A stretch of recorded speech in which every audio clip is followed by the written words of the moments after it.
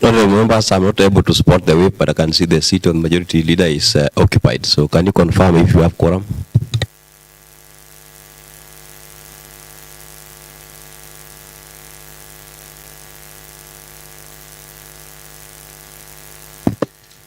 Thank you, Mr. Speaker. Mr. Speaker, we don't have quorum yet. I want to refer to standing order number 32-2 and direct that the quorum bell be rung for the next 5 minutes.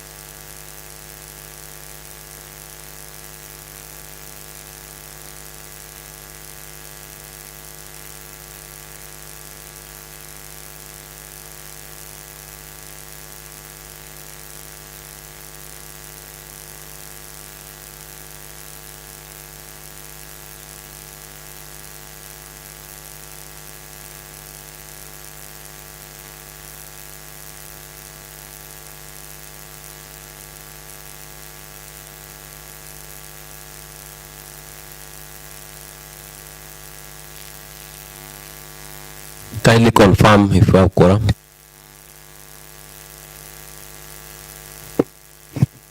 Thank you, Mr. Speaker. Mr. Speaker, now we have quorum. Last order of the day.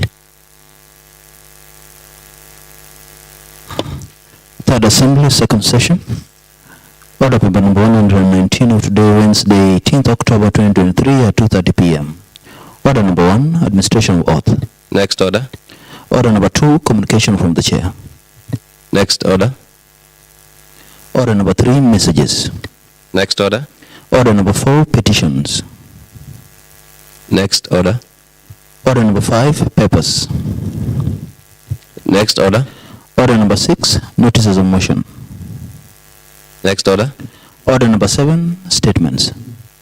Statement time.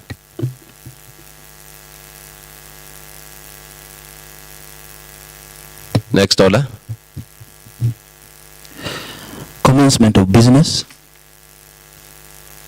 Order number 8, motion on the adoption of the report by delegated committee legislation on the benchmarking exercise at the Senate by the Honorable Miriam Abed. Honorable Miriam Abed.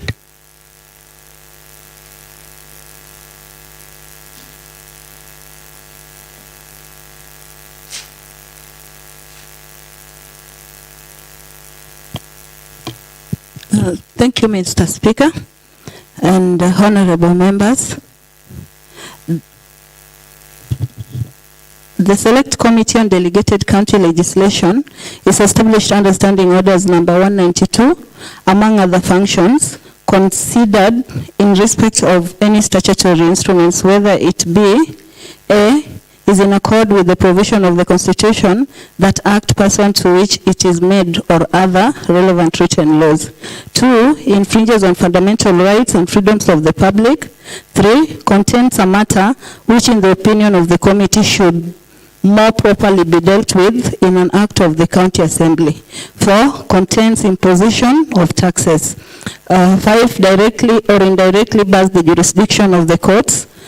Give retrospective effect to any of the provisions in respect of which the Constitution or the Act does not expressively give any such powers.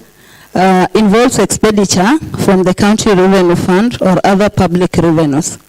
It's defective in its drafting, or for any reason the form or purport of the statutory instrument calls for any elucidation. Appears to make some unusual or unexpected use of the powers conferred by the Constitution or the Act pursuant to which it's made. Appear to have had unjustified delay in its publication or laying before County Assembly. Makes rights, liberties, or obligations unduly dependent upon non-reviewable decisions. Makes rights, liberty, or obligations unduly dependent upon insufficiently defined administrative powers. It also inappropriately delegates legislative powers, impose a fine, imprisonment, or other penalty without express authority having been provided for in the enabling legislation.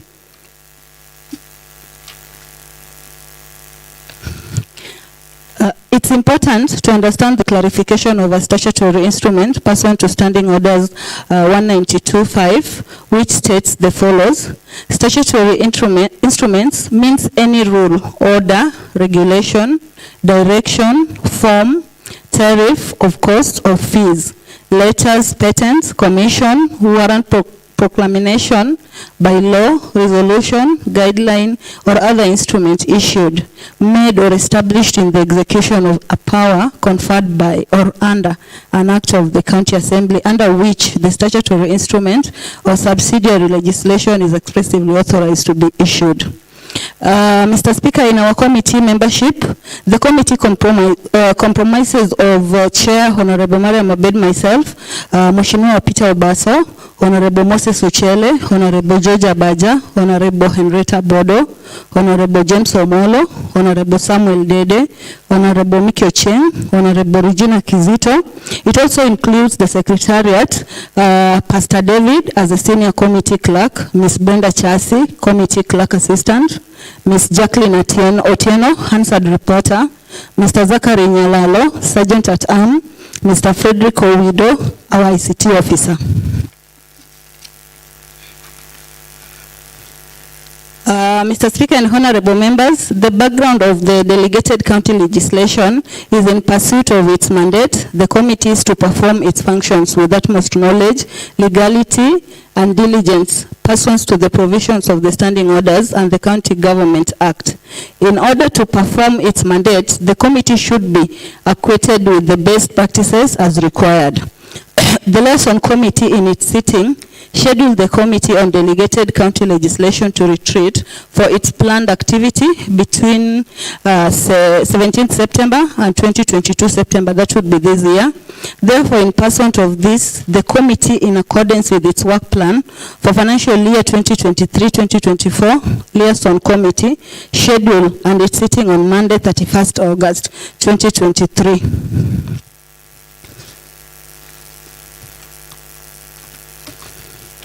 The objectives were as follows.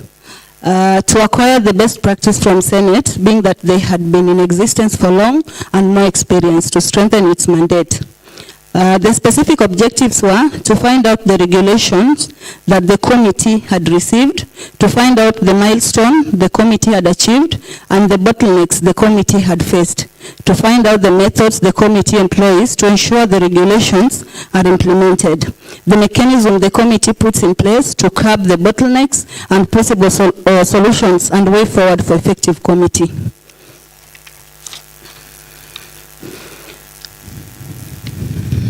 Mr. Speaker, the delegated committee wishes to acknowledge and appreciate the office of the Speaker and the office of the Clerk for the support accorded to us to ensure success of the exercise for the committee to deliver its mandate.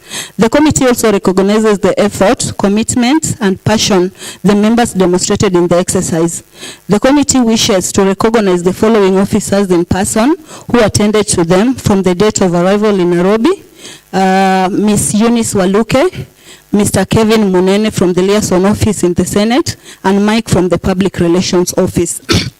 Finally, the committee wish to extend much gratitude to the Senate, particularly to the Clerk of Senate, Delegated Legislation Committee, CPAC, and Liaison Committee. They were very instrumental in every step of the benchmarking exercise. Therefore, on behalf of the committee, Mr. Speaker, I now have the honor and pleasure to present the report of the Committee on Delegated County Legislation and the benchmarking exercise to the Senate.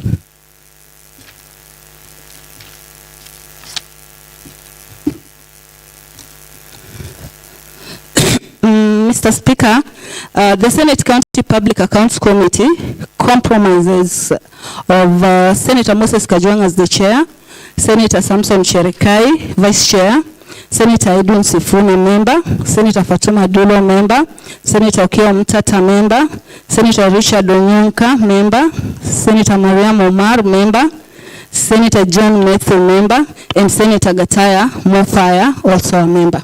The CPAC committee meeting was also attended by the Kericho County Government, the EACC, and the Auditor General. In the interrogation, the Auditor General's report on financial statements and financial report for the Kericho County. The chair, in his statement and welcoming remarks, highlighted that the committee has representatives from almost all counties and urged Kisumu delegated county legislation and Kericho County government to represent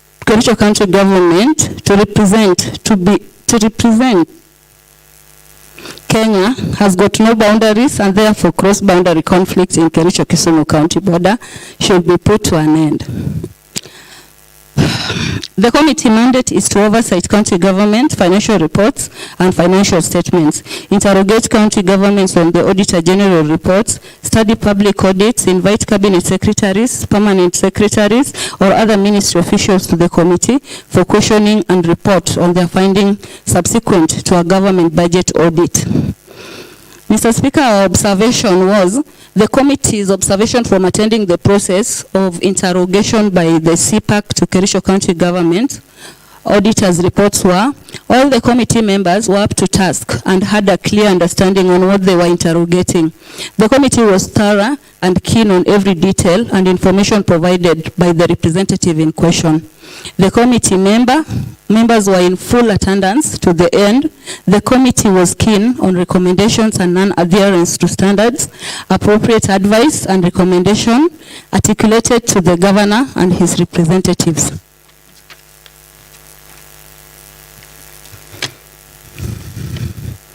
Mr. Speaker, while in Nairobi, we also attended a Senate tour. As a committee, we had a chance to take a tour around the Senate and National Parliament. The officers were good, organized, and appropriately staffed. The tools for work were greatly available for the staff and were functional. The Hansard department had 50 staff. The staffs are distributed to various subunits within the department based on the aggregate. The department has modern equipment which makes it easier for sessions to be live streamed and reports done appropriately. Due to the nature of the Hansard reporting, they are equipped with orthopedic chairs and standard headphones, among other equipment.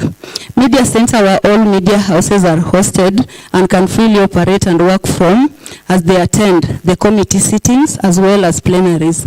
Only accredited media personnel are allowed and no bloggers. Committee rooms were well furnished with orthopedic chairs, gooseneck microphones installed in all the rooms, projectors. This makes it easier to produce report promptly.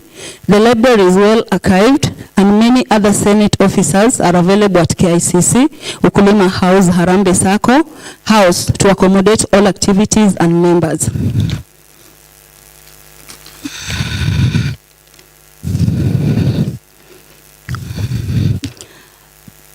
Mr. Speaker, the Senate Select Committee on Delegated Legislation in the Senate compromises 9 members.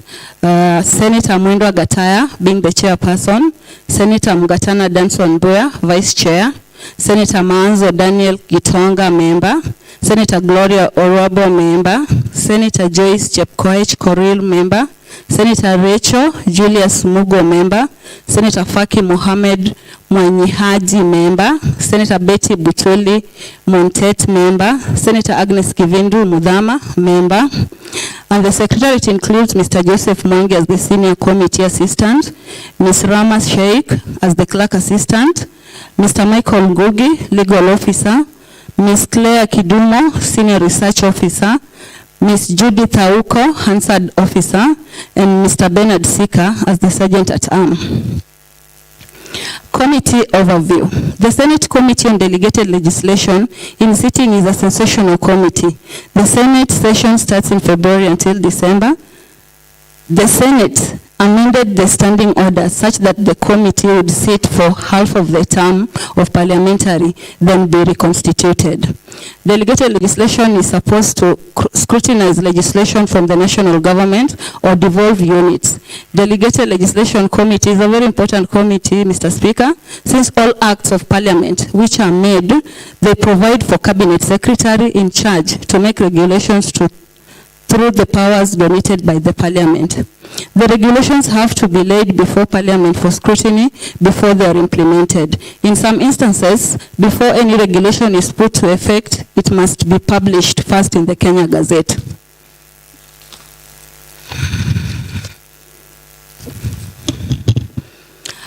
On publication of Statutory Instruments Act, Section 22 of the Act, subject to subsection 2, every statutory instrument shall be published in the Kenya Gazette and shall be assigned a serial number as the year in which it is made, which shall be printed on the face of the statutory instrument. However, there are regulations that take effect after they are published. Once published, they are laid before the House of Parliament. The House of Parliament then undertakes their own procedures to scrutinize the regulation. The committee invites stakeholders to come and make comments, especially the experts concerned with the regulation brought before the committee, whether the regulations are proper or not. In Parliament, they have to undertake their own public participation, even if the Cabinet Secretary undertook the process of consultation and public participation. The public must be involved via a notice on daily newspaper in compliance with Article 10 of the 2010 Constitution. The committee scrutinizes if the regulation conform with the Constitution and provisions of the parent act. They must never be in conflict, otherwise rendered ultra vires. Proof of public participation must be provided, which include the invitation of the public, minutes, attendance list, and report. The committee deliberates whether the regulations comply with the parameters. A report is then tabled at the Senate and voted for by the Senate through delegation and must be supported by at least 24 members, after which the regulation take effect. Regulations and acts, after being published, they are taken before the Parliament, after which it's put into effect. There are those regulations that come into effect before scrutiny and those that come into effect after scrutiny. In the regulation, if the regulation is approved, the clerk of the Senate communicates with the parent ministry, and if not, the same is communicated. A vote has to be taken. The regulation that concerns the devolved function has to be brought before the two houses, that is the Senate and the National Assembly. Where there are disagreements between the two houses concerning a regulation, a mediation has to be done, or a temporary committee constituted by members from the two houses to solve the differences. Despite the committee being very important, it had been noted that the delegated county legislation committee in several counties is seen as a subordinate committee and not given the same wavelength as other committees with minor obligations and underrated. The committee has great power and mandate in oversight. The committee rely on Statutory Instrument Act, particularly Section 13, where the committee looks at the compliance with the Constitution, infringement of any fundamental rights, imposition of any taxation, bars on any restriction, or the decisions of the court. The regulation received by the committee from the executive in the 13th Parliament is there for the coffee amendment regulation 2022, crops, which is mirror regulation 2022, statutory instrument regulation on expiry of regulations 2022, a request for exemption for expiry of regulations, pharmacy and poisons regulation, fisheries management, interrogation regulations, National Transport Safety Authority regulation, and draft regulation for pre-scrutiny.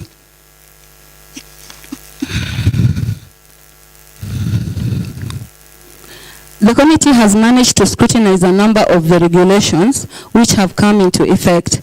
Capacity building has been done with various counties, including and not limited to Kericho County and Bomet.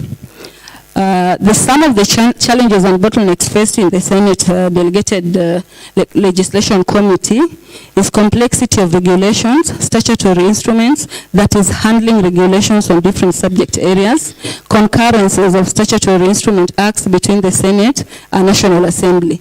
That is, a lot of regulations are tabled at the National Assembly and not the Senate.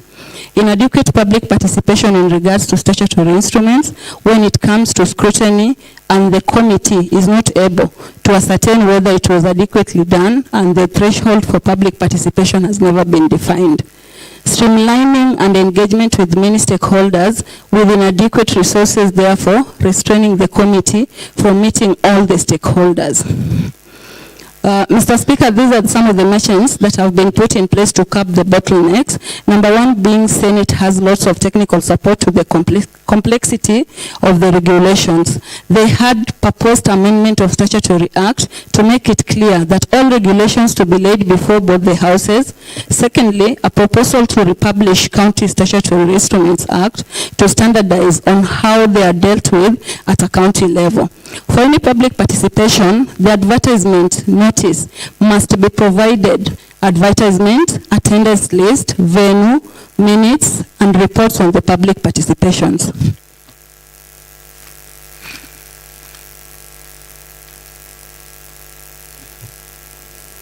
Mr. Speaker, these are some of the methods implemented to ensure that the regulations are implemented.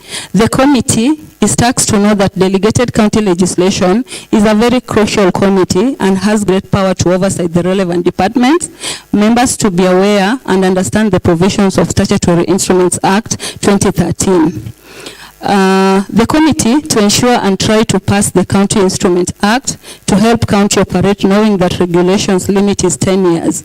The statutory instruments are drafted by the executive, and it is in the duty of the assembly to request the executive through county attorney to present the regulation for pre-publication scrutiny before being published and being taken for public participation. The Assembly is mandated or advised to exercise its full power by inviting the Attorney General, who is the Chief Legal Officer of the county.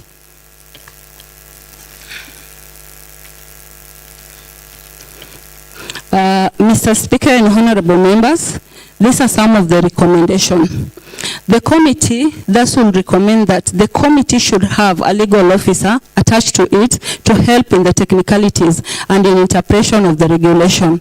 Every act passed in the House to be accompanied with a regulation after 6 months to guide the implementation of the act.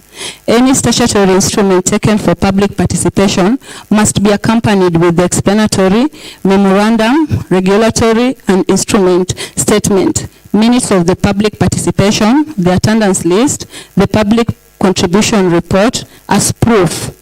Laying of statutory instrument before Parliament or Assembly, Section 11(1) of Statutory Instrument Act states every Cabinet Secretary or C&C member responsible for regulation making authority shall, within 7 sitting days after the publication of a statutory instrument, ensure that a copy of the statutory instrument is transmitted to the responsible clerk for tabling before Parliament or the Assembly.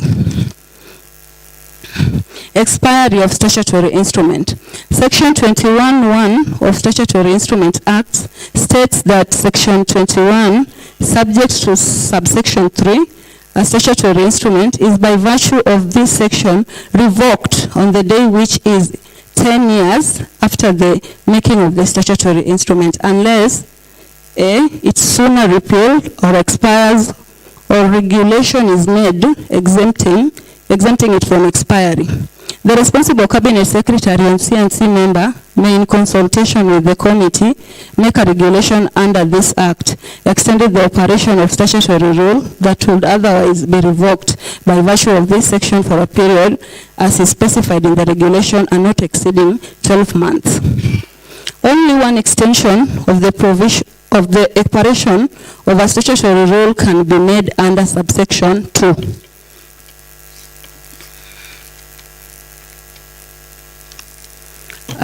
Conclusion. The committee from the benchmarking exercise at the Senate has been strengthened to take up its mandate and ready to exercise its powers and will arise appropriately. In addition, the committee believes that with the aforementioned recommendations, the relevant stakeholders will aid in implementing them. In doing so, the committee will have a clearer informed to help the legislative process. It is now my pleasure, on behalf of the Committee on Delegated County Legislation, to present this report to this Honorable House for adoption. I call upon Mheshimiwa Peter Obaso to second. Thank you.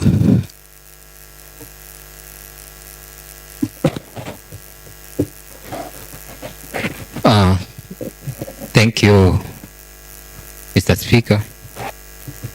Mr. Speaker, I beg to second by the following remarks.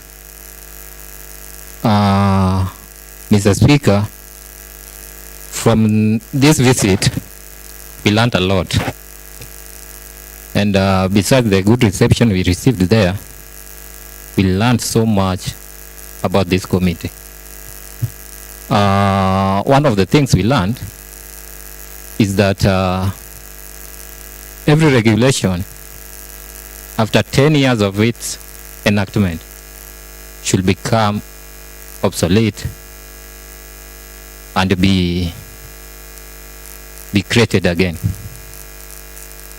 Mr. Speaker, this committee is very important to this House and to general public because it focuses so much on the oversight and the fundamental rights of its citizens. Mr. Speaker, I wish to urge this House that every act that passes this out should also pass in this committee. With those few remarks, I beg to second. Honorable members. Honorable members.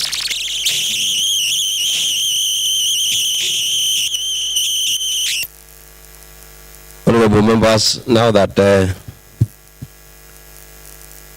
report by the Legislative County Legislative Committee on the benchmarking exercise at the Senate have been presented by the chairperson of the Senate Committee, seconded. As per our standing orders, I want to propose a question. And I propose that the report by the Legislative County Legislative Committee on the benchmarking exercise at the Senate is open for debate.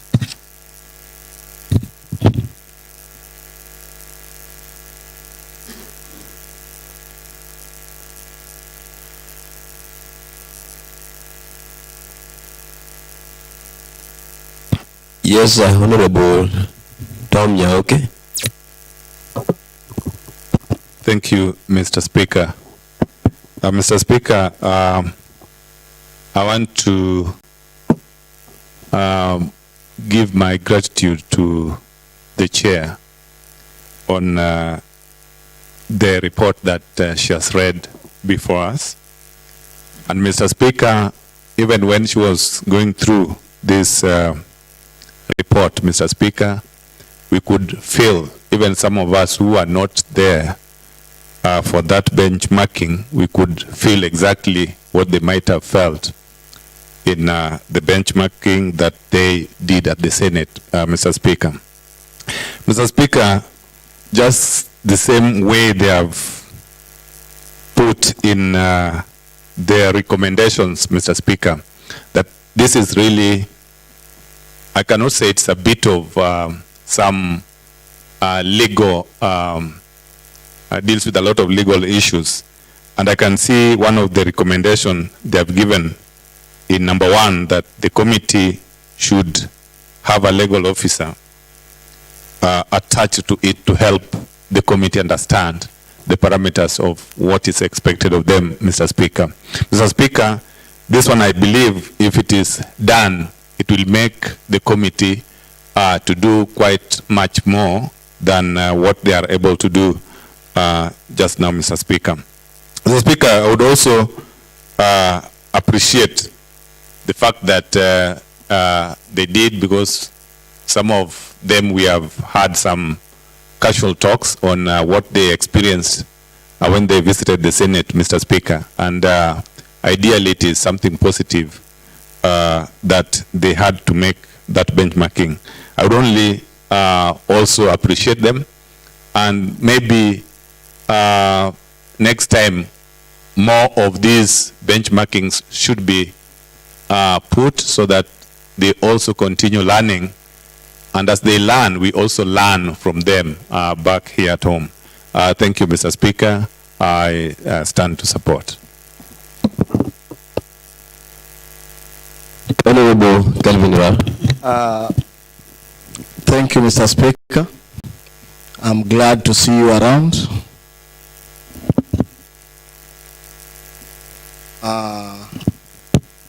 And I believe you are now okay after the sad moment you had.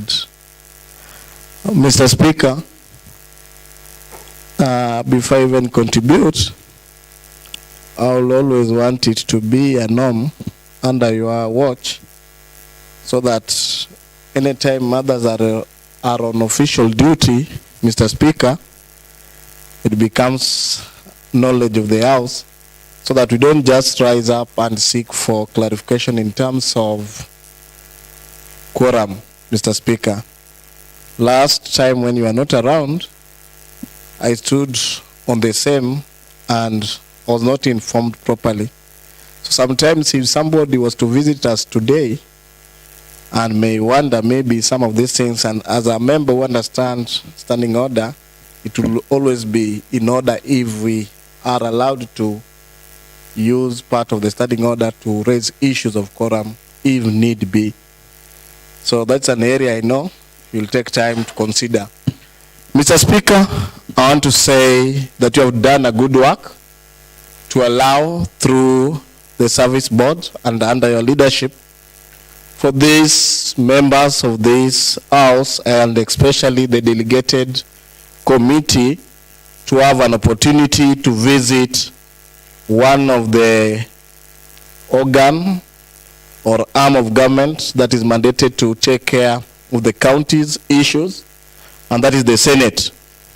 The opportunity that you gave to this committee has made it possible for members and the staff to have advantage or even to increase their knowledge on issues pertaining to the committee, their mandate, and what they need to do, Mr. Speaker. Mr. Speaker, that is the right direction, and I can say we are benefiting from your leadership because as time goes by, we end up having very good quality report that has been well researched, well written, with a lot of information that can guide members to know actually what transpired and how it transpired, Mr. Speaker. The manner in which this report has been written, it shows some maturity in the staff or the department assisting the members, and I really appreciate the good work done by the committee members and the staff that prepared this report, Mr. Speaker. Mr. Speaker, one of the sleeping committee in this house is delegated and legislation committee, because there are few or maybe no report to showcase for the last 1 year. And if this report has been brought and the request has been also tabled, we want to support this committee. Mr. Speaker, I went to follow up on the issue of FLOCA and in terms of implementation. And I was informed by the CEC member that she was waiting for regulation that has to be done so that they are allowed to start spending the money or to start the procurement process. Mr. Speaker, when I heard that, I realized that some of these committees that our fellow members are heading are so important that if they don't sit down and give direction, to some extent, they are even slowing progress of some executive members in implementation, Mr. Speaker. So this committee is so important, as the way Honorable Obasa said, it's so important in this assembly that if given opportunity, they can offer guidelines to many things. In the last public participation, I ended up interacting with the amendment of a bill on village administration. And I realized that some of the recommendation was that some of the things were to be found under regulation of that bill or act, Mr. Speaker. But some of these regulations, we don't have them. And I think it will be the duty of the chair to organize so that some of these regulations can be in the library, so that sometimes we interact with them, we learn from them, and they can also assist us also to develop and know some of the things. Mr. Speaker, I'm begging this committee that the reason why you went to Nairobi was for you to gain knowledge and for you to do a lot that you're supposed to do in order to make things move. We have many acts that has been passed. If you visit the Kisumu County Assembly website, you'll see the many acts that have been passed in this county assembly. I don't know how many of those acts have regulation, but now, as a delegated committee, I think some of those acts you can always be checking. There are others that are over 10 years, the way you are talking about, and you need to sit down and work with your fellow members. Finally, Mr. Speaker, following up on the recommendation, the committee should have a legal office attached to it to help in the technicalities. I think we have more than enough staff in the assembly. Our brother Aman here is a legal scholar and sometimes can be of great importance when you need these services. And some of the officers at the other side rely on his services in terms of advice. And sometimes, if possible, our clerk, Owen, is also an advocate of the High Court, can always assist. Although if need be, I know the service board will consider if they want to employ. But before they employ, I really want you to take advantage of the officers we have around, and through request from the liaison, they can assign you some of the team that you need to make your work easy. That is the message to the chair and the committee members. And also to add on that is that sometimes it will be necessary, if we have things that you will advise members to have knowledge in, and especially some act like admire and waiting for one of your members, Honorable Moses Ochele. I don't know if he's a member there. I'm waiting for his report, the amendment report, which is so weighty, and we really need to discuss it. And some of those reports and the things we'll be discussing, directly or indirectly, will have to pass through delegated. And we really need the chair and the team to be always alert and ready to assist, so that some of these things that we discuss in this house can have impact in the county government. I support the report. Thank you, Mr. Speaker.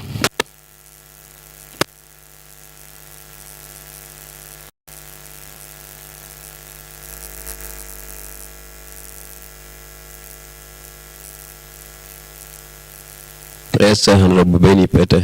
Waiko. Thank you, Mr. Speaker. This report should highlight for us the role of the role of Committee on Delegated Legislation.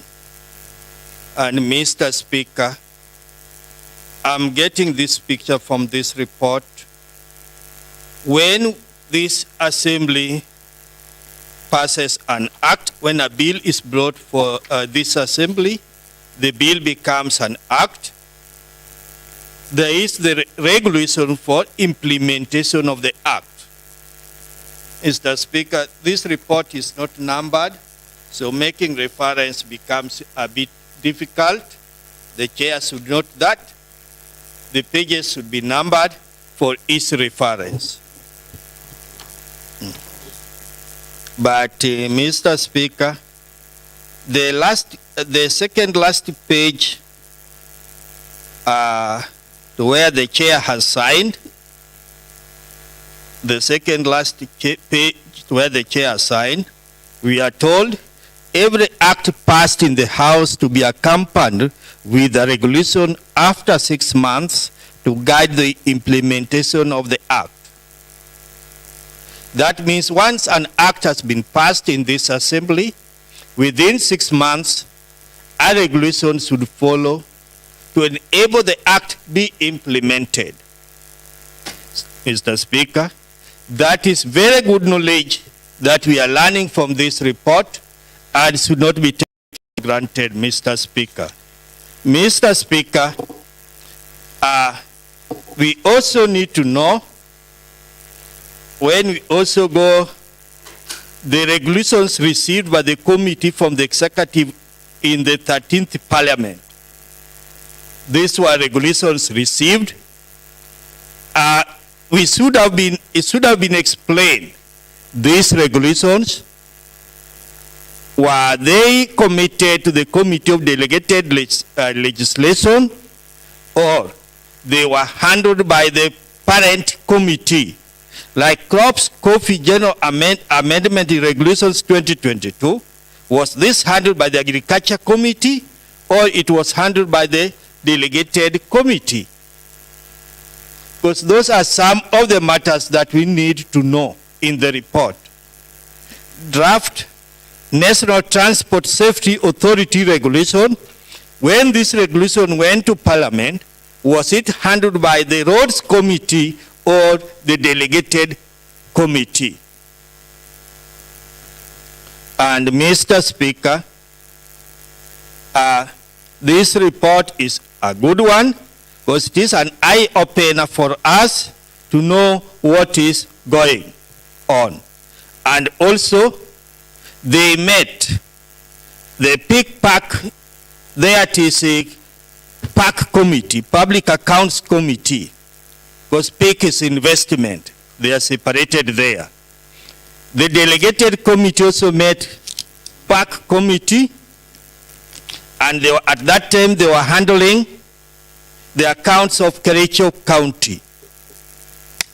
When delegated committee met PAC committee, and they are not telling us this specific reason, because PAC committee handles audited accounts. Where does delegated committee become relevant in the audited account? Or there are some regulations which were of interest to them, to the committee. If we would know those ones, but in general, the report is an eye-opener to us on what our role should be, from what committee to what committee. I beg to submit that, Mr. Speaker. Honorable Moses Ochale. Thank you, Mr. Speaker. Speaker, this afternoon, I'm very pleased to see your face brightening on your seat after last week's incidents. Feel welcome. Mr. Speaker, I want to contribute on this motion. I didn't want to come earlier than this because I'm a member of the committee. And Speaker, may I just start by commending the office of the clerk and our able chair for giving the committee an opportunity to benchmark with an elder brother, that's the Senate. Mr. Speaker, I would like to convey that the benchmarking mission to the Senate was a well-deserved one. We learned a lot from the Senate.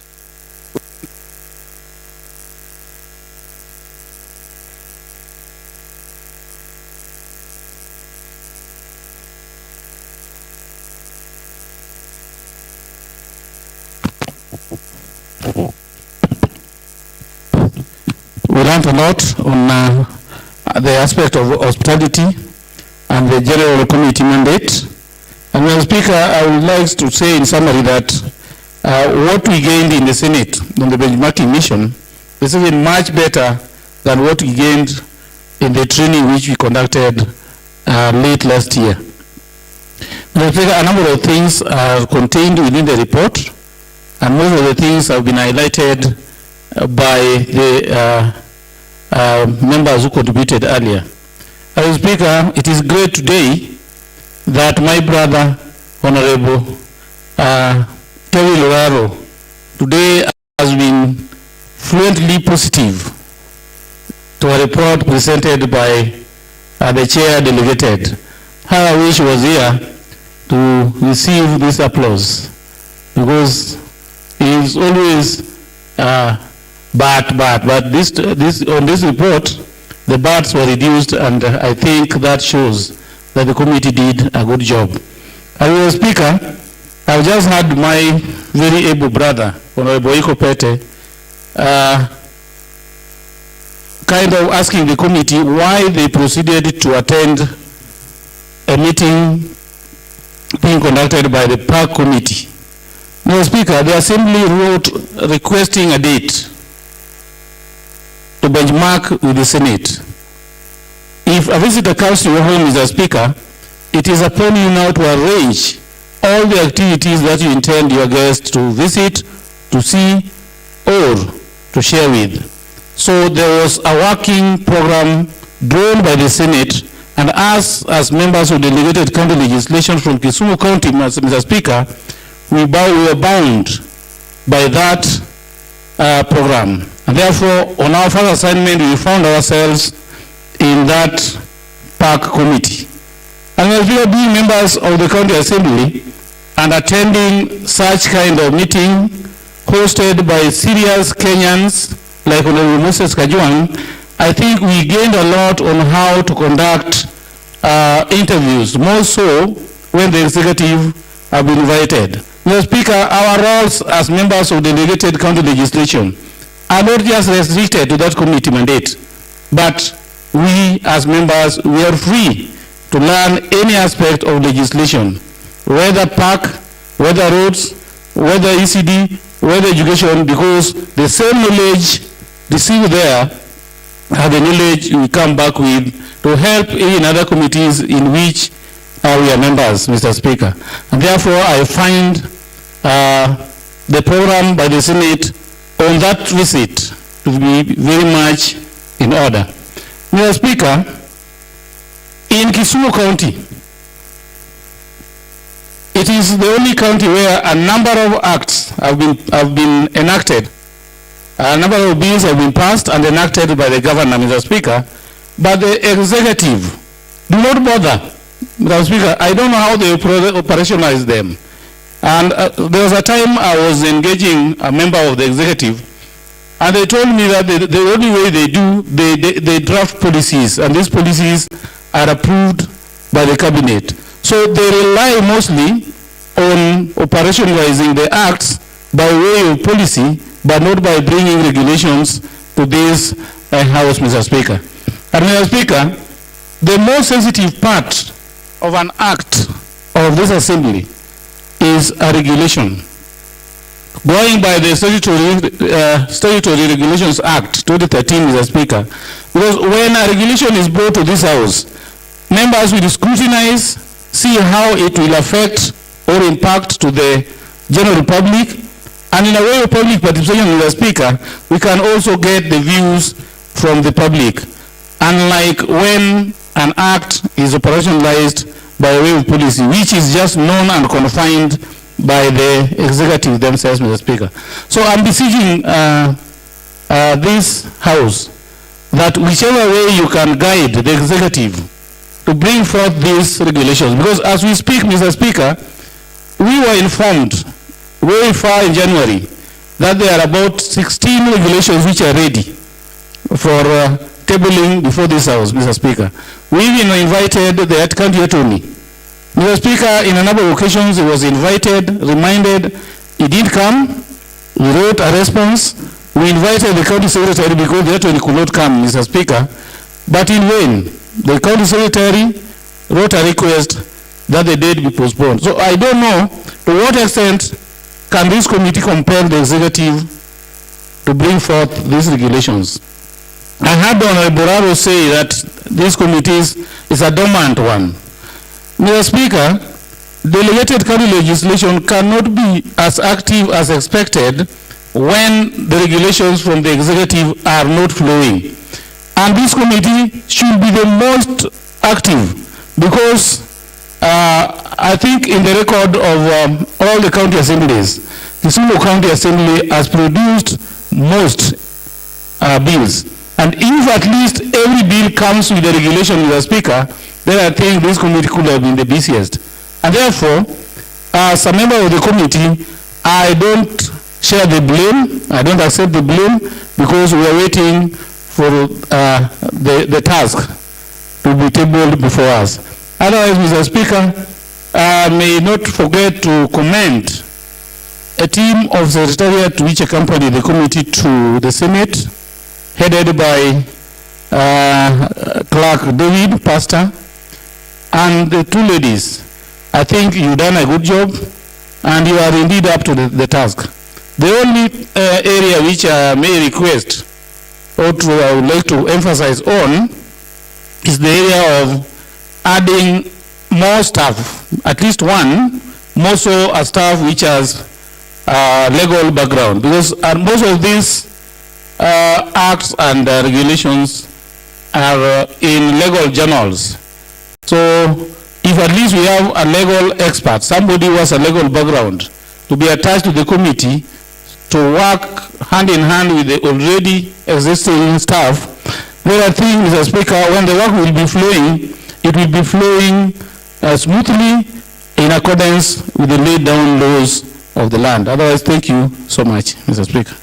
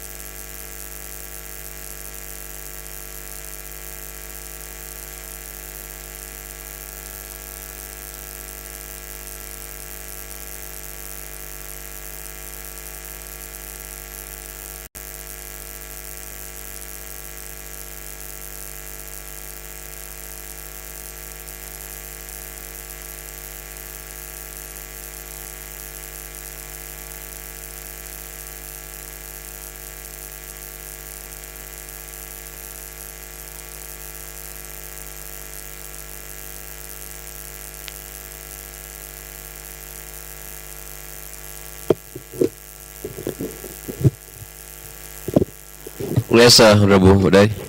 Mr. Speaker, going by the mood of the House, I call the mover to reply. Honorable Abed.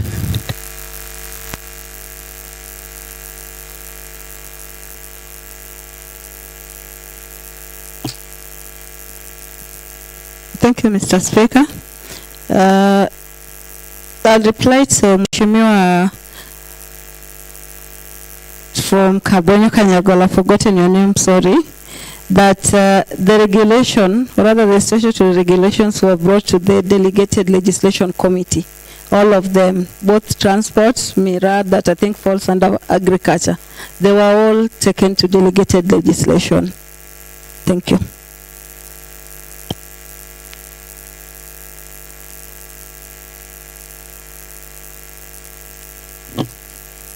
I reply, it's a learning experience for some of us. Members, and now that the report by the delegated legislation committee of the benchmarking trip to Senate has been presented, seconded and debated, it is time that, as per our standing order, I put a question. And I want to put that as many of the opinion that the report by the delegated county legislation committee on the benchmarking exercise at the Senate be adopted, say aye. As many of the contrary opinions say nay. The ayes have it, and the report by the delegated county legislation committee on the benchmarking exercise at the Senate have been adopted today, Wednesday, 18th October 2023 at 15:37 hours, with all the recommendations therein. And I would direct that those recommendations be put into action. Next order.